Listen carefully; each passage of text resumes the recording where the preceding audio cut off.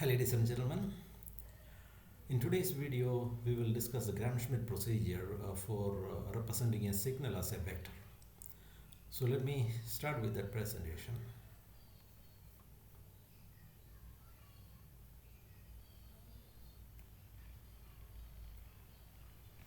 The speech is organized into your learning outcomes, then the concept of orthogonality of signals, then the Gram-Schmidt procedure and summary of understanding.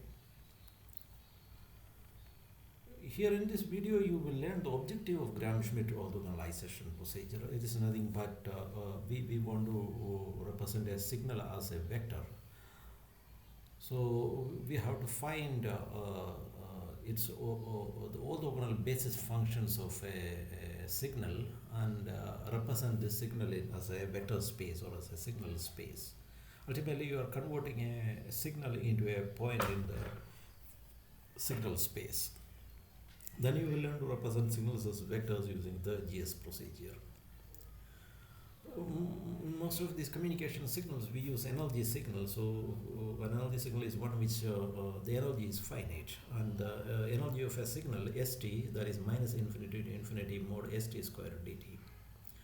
Two signals s1t and s2t, of course energy signals are said to be orthogonal if and only if minus infinity to infinity s1t s2t dt equal to 0. This equation 2 is nothing, it's equivalent to a vector dot product. Okay, so as far as geometric vectors are concerned, when two vectors are orthogonal, that means the angle between that is 90 degrees and that the dot product between that is 0. So here you can see that, for example, the unit vector ax and the unit vector ay, they are orthogonal. Actually they are orthonormal also. So ax dot ay is a 0. Likewise, s1t and s2t are said to be orthogonal if and only if integral s1t s2t dt equal to 0. This integral is equivalent to a dot product. In many cases, like receivers, optimal receivers, etc., we will be using this equation. If the energy of these signals s1t and s2t are unity, then these signals are said to be orthonormal. Such signals are similar to your coordinates ax, ay, az.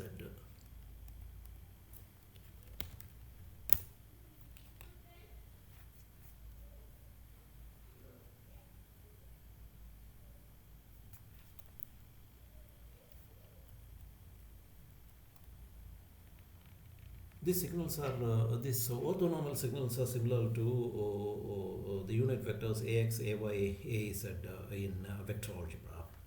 So a signal is a function, is a vector, is a matrix, meaning that a signal is a function of independent variables such as time or space. Then this can be represented as a vector, and vector is nothing but n tuples. Anything represented as a n tuples is a vector. So that comes as a column matrix, or the column of a matrix. So signals can be represented as vectors using the Gram-Schmidt procedure. So when we go into the Gram-Schmidt procedure, let us look at these signals s1t, s2t, s3t and s4t. Such signals are used in transmission of information across the medium. So we have to represent these four signals as vectors using Gram-Schmidt procedure, and we have to understand the signal space corresponding to these four waveforms. So let us start with the signal S1. It doesn't matter which order we start, but I start with S1, then move on to S2, S3, S4 in the normal order. You can take any signal and start with that, but let me start with the S1t. So S1t is a signal with energy. Its energy is integral of 1 from 0 to 2. So it is 2. So integral S1t square, mod S1t square is my signal energy. So it is 1 square from 0 to 2. Integral from 0 to 2, that becomes a 2. Okay, so the unit vector in this direction, or which is nothing but the first basis function phi 1t, or the unit vector in the direction of s1t, that is equal to phi 1t, that is the first basis function, that is s1t by root of e1. That is a root of the energy in the signal s1t. So this is s1t by root of integral from minus infinity to infinity s1t mod s1t whole square dt. So this is nothing but s1t by root 2. This step can be intuitively understood if you compare this with the step in linear algebra. Suppose I have a vector, say v1 equal to 3ax in vector algebra. Its energy or squared norm, that will be 9. So root of that, the magnitude of it is 3. So what is this ax? This is the first basis function. This is equivalent to my phi 1t.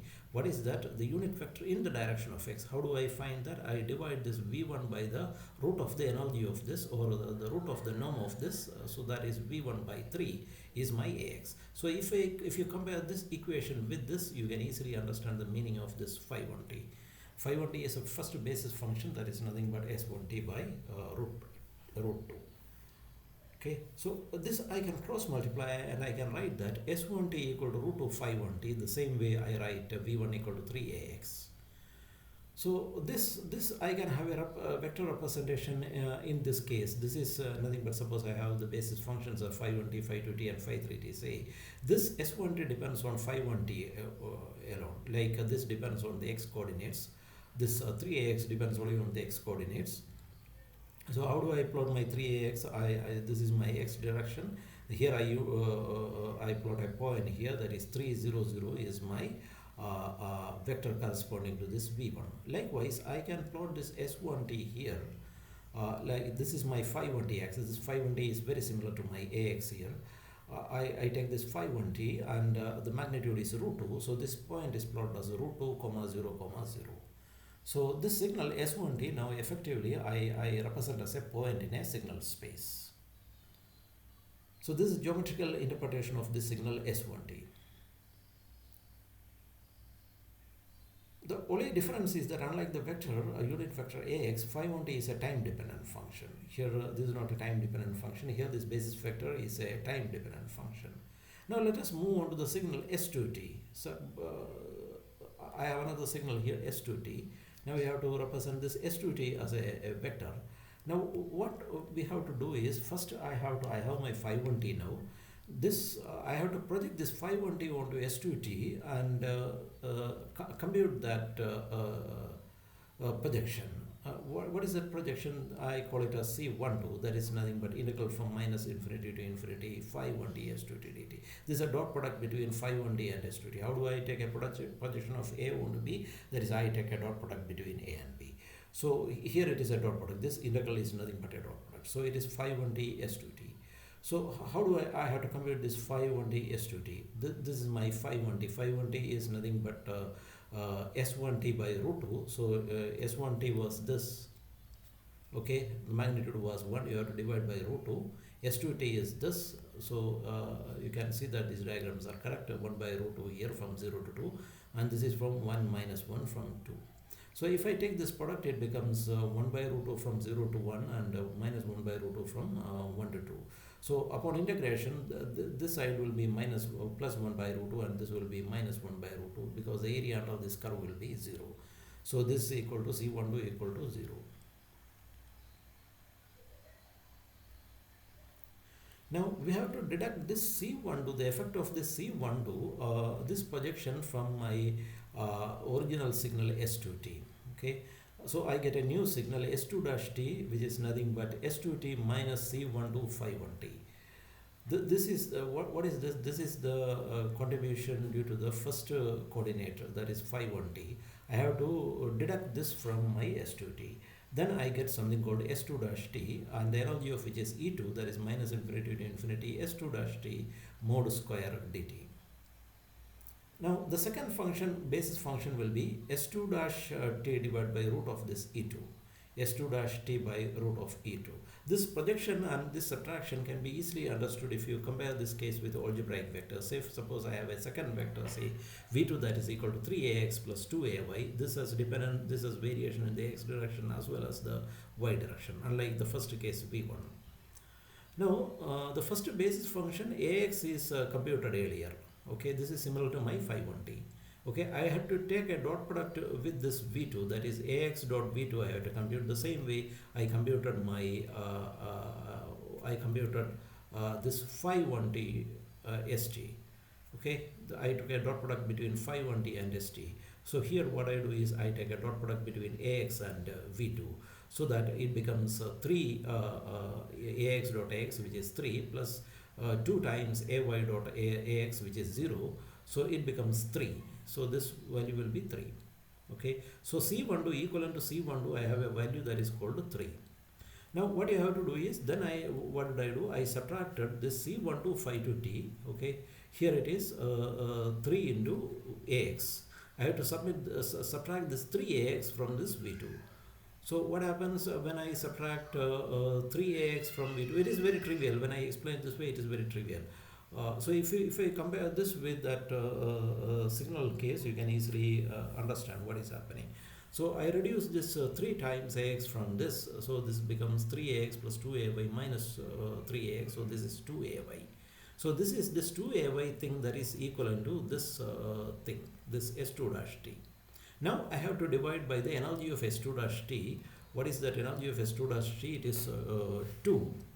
Okay, so it will be 2ay by 2, and that will be ay. Likewise, here I have to compute s2 dash t by root e2. But s2 dash thing here is because c12 equal to 0, so s2 dash t is nothing but my s2t. Okay, and the energy of that signal is 2, because s2, if you look here, s2, this is from here to here it is a 1, from here to here it mod square is a 1, so it is 0 to 2 integral 1. Okay, so that is a root 2, that will be, energy will be 2. So when I divide by root of energy, it becomes s2t by root 2.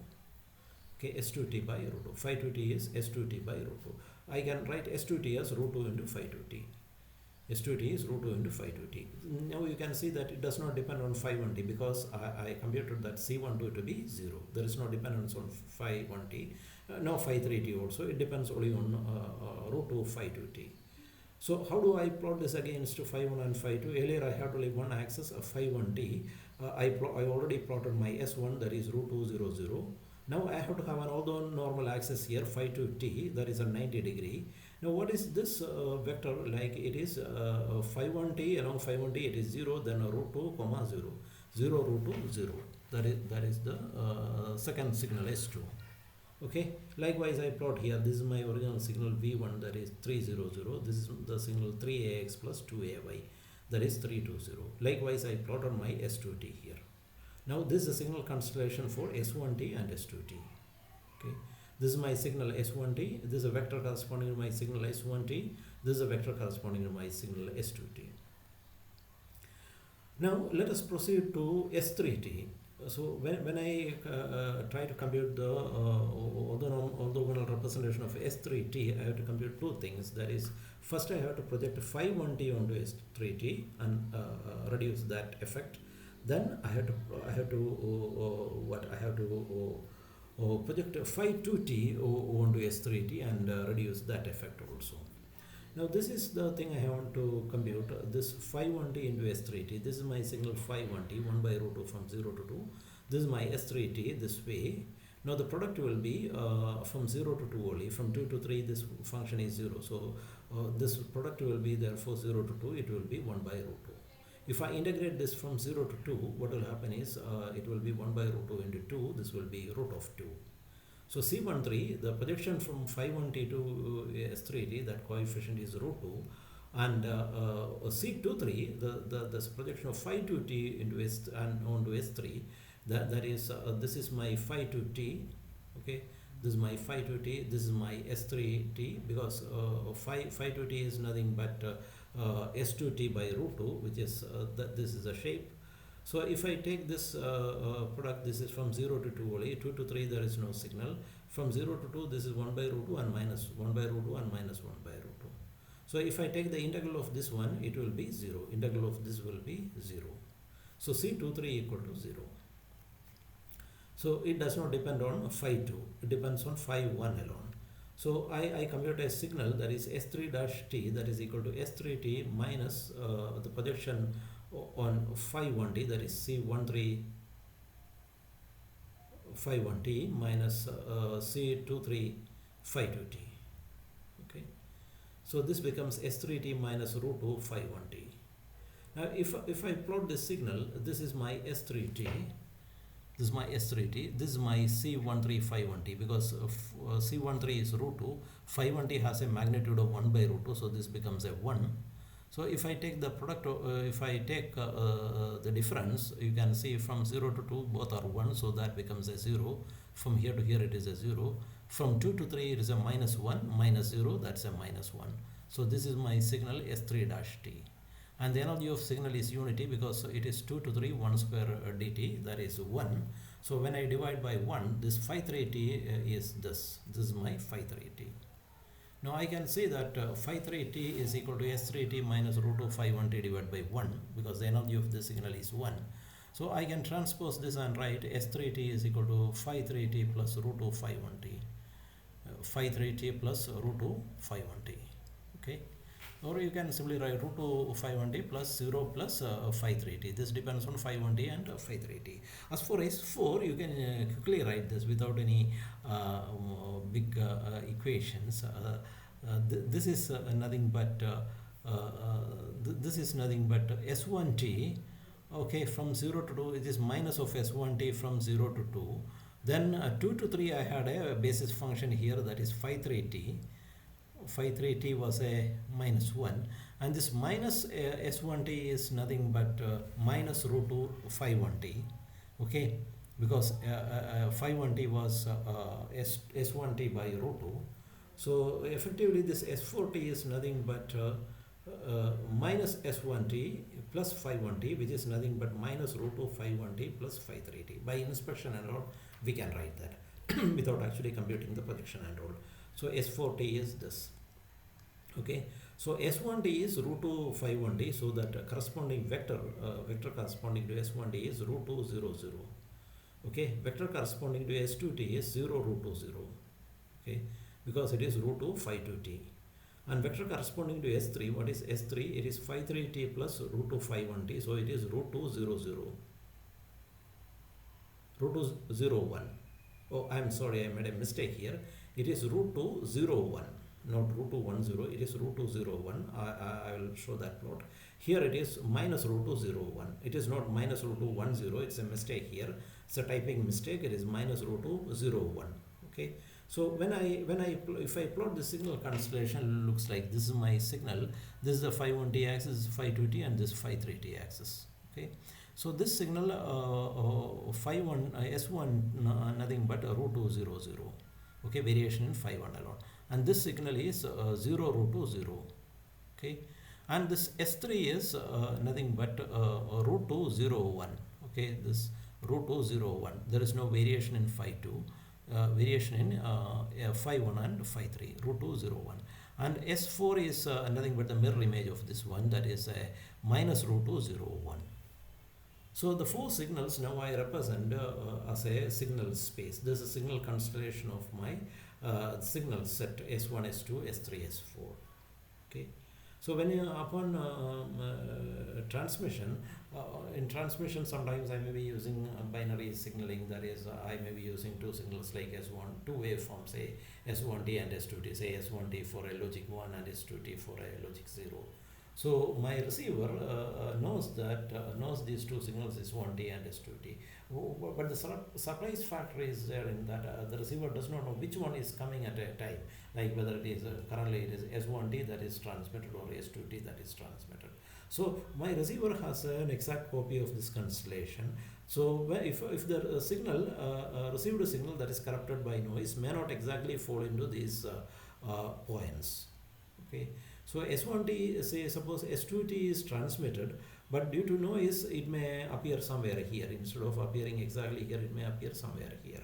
So that receives the signal, the receiver receives the signal and converts into a vector and maps here.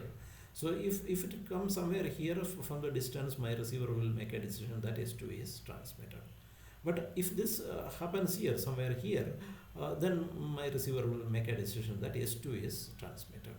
Or if it is here, it will make an assumption that S3, S4 is transmitted. If this happens to be somewhere here, then my receiver will be in difficulty. So in that case, the receiver make an error in the decision. Most cases we transmit with two signals. So there's a binary signaling system. We will see the optimum detection later on. So this is how I convert a signal, a set of signals into vectors. And when you come to the end, you understood the objective and the procedure, this GS procedure. Then you learn to represent signals as vectors. And that is the end of this presentation. I thank you all.